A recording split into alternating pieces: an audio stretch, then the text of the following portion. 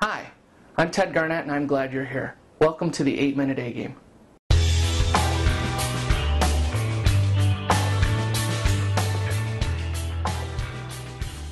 In each edition we'll deal with concepts, thought leadership, process, and most importantly, practical tools that you can use. I promise you straight talk, truth in management, and direct challenges at a level that's rare from consultants these days. Why? Because I'm interested in your success. It's that simple. Even if it's painful, I promise we'll help you to make it profitable for your organization. Now, because time is the new money in this economy, I'm going to keep it to 8 minutes or less each edition. So what do you say? Let's get on with it. No more B game, no more C game, no more half-hired outcomes. It's time for tough talks, teamwork, and total results.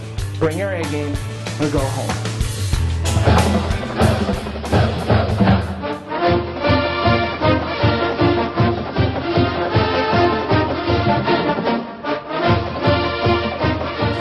Hi, welcome to the 8-Minute A-Game. Come on in. I'm glad you're here.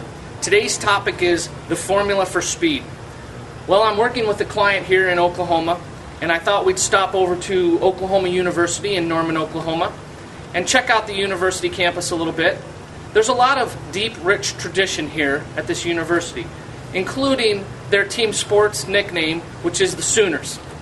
If you look into that name, you find that those guys, the Sooners, they were really trying to get some speed in what they were trying to accomplish. They were trying to get out there and make their claim on the land, and they did it by kind of shortcutting the process, by going out there a little sooner than everybody else, and then just popping up and making their claim. They might have been able to cheat the system or work it to their advantage, but in business and life, formula for speed does not work that way. The formula for speed is about anything you need to get results. Speed equals results. So here, when we talk about the formula for speed, I want to talk about the 3 inputs that give you speed. And those 3 inputs, if you want to get results with somebody, anybody, whether it's a colleague or a parent or a kid, you need to look at the formula for speed inputs and how you get speed, results, good outcomes with your team, staff, employees, is you need to invest trust. If that trust level is high, you will get great speed. If it's low, you'll get slow, stop, reverse. Something other than speed.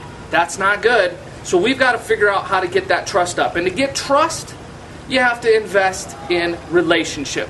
Think about it. Who do you have great trust with that you have zero relationship with? Probably nobody. So what you have to look at is how you can invest in that relationship to get that trust up. Walking down the street, you don't know somebody, you're not going to trust them with anything. So here's the deal. Build relationship to get trust. And in order to get relationship, you have to get time invested. Invest time to build relationship, to build trust, to get speed. Who do you know that you have a great relationship with that you never spend any time with? Oh, some people will say, oh, Ted, I talked to my college roommate. We haven't seen each other for 15 years, but when we pick up the phone, we pick up right where we left off. It's a great relationship, and I don't spend much time with them. Well, you just told me you lived with them in college. They were your roommate. You invested in that relationship, and it got you that speed trust factor. So you have to spend the time to get to know your staff, your kid, your boss. If you're not investing time, then you probably don't have much of a relationship. There isn't a lot of trust, and therefore you're not going to get speed.